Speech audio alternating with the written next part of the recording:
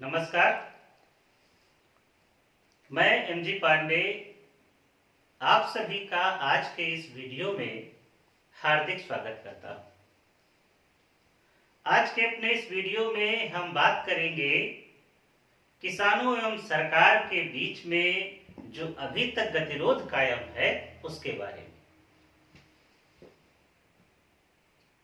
11 दौर की वार्ता चली, अनेकों घंटे वार्ता पर खर्च किए गए, किंतु समाधान नहीं निकल सका।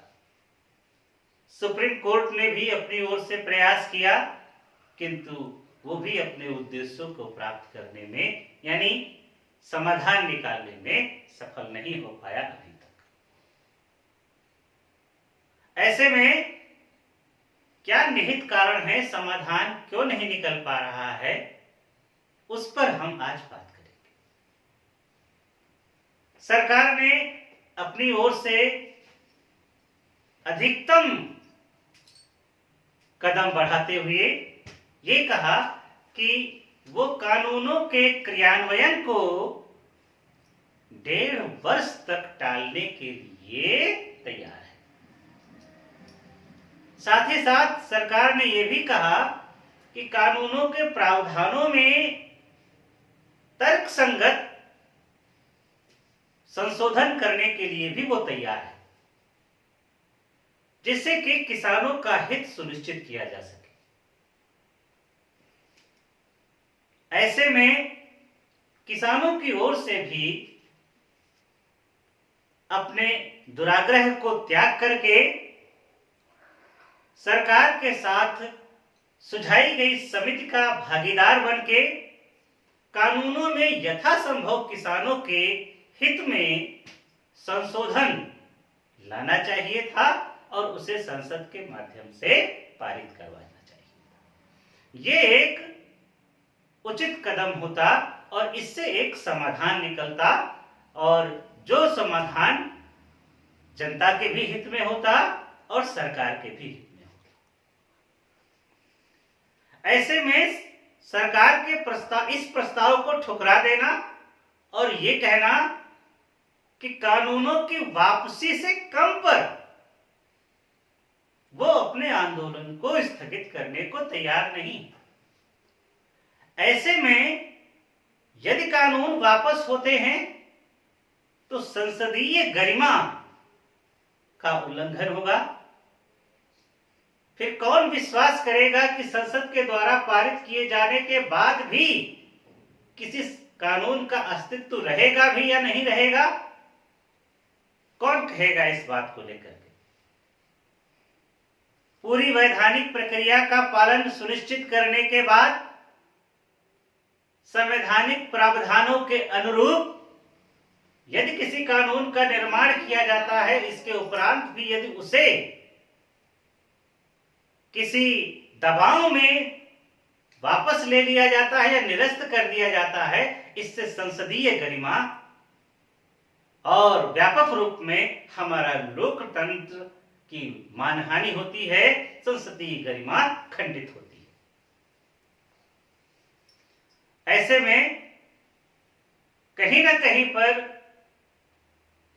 किसानों का दुराग्रह ये भी सोचने पर विवश करता है कि क्या वास्तव में वो किसानों के हितों का प्रतिनिधित्व करते भी हैं या नहीं। क्योंकि लोकतंत्र में नेगोशिएशंस, लिबरल बार्गेनिंग,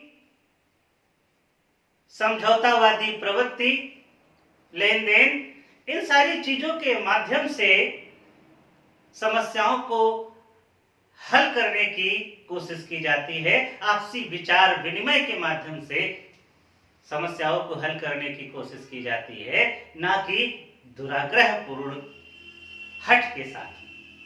क्योंकि दुराग्रहपूर्ण हट के साथ में समस्याओं का हल निकलने की अपेक्षा उनका उलझना कहीं ज्यादा संभव हो जाता है। ऐसे में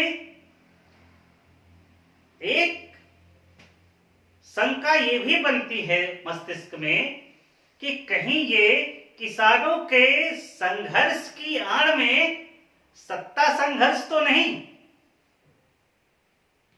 कि केवल किसानों के हितों का मुखौटा लिया जा रहा हो, वास्तविक उद्देश्य सत्ता प्राप्त करना हो या सत्ता संघर्ष को सफलता तक पहुंचाना होने को कुछ भी हो सकता है, परंतु जहां तक मेरा व्यक्तिगत मत है उसके अनुसार किसानों को सरकार द्वारा दिए गए प्रस्ताव का उपयोग करते हुए एक साझा समिति का हिस्सा बन करके एक सार्थक हल तक पहुंचना चाहिए था, जिससे कि किसानों का हित सुनिश्चित होता हो।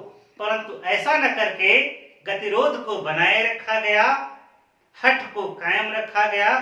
शायद इसका उद्देश्य ये भी हो सकता है कि कहीं सत्ता संघर्ष वाली प्रवृत्ति ये भी सोच रही हो कि यदि समाधान निकल आया तो मुद्दा खत्म हो जाएगा, और यदि मुद्दा खत्म हो जाएगा तो जनता का ध्रुवीकरण फिर संभव न हो पाएगा।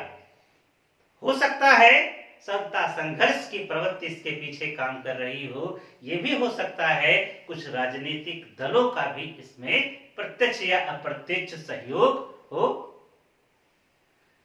ऐसे में हम ये आशा करते हैं कि निकट भविष्य में किसान विवेक सम्मत निर्णय लेंगे, सरकार भी लोकतंत्र की गरिमा का पालन करते हुए किसानों के हित को सुनिश्चित करने के लिए सार्थक कदम उठाएगी, और जिन बिंदुओं पर व्यापक गतिरोध है उनमें एक सर्वमान्य समन्वयात्मक हल निकालने का प्रयास दोनों पक्षों की ओर से होगा, ऐसी हम आशा करते हैं। धन्यवाद। जय हिंद, जय भारत।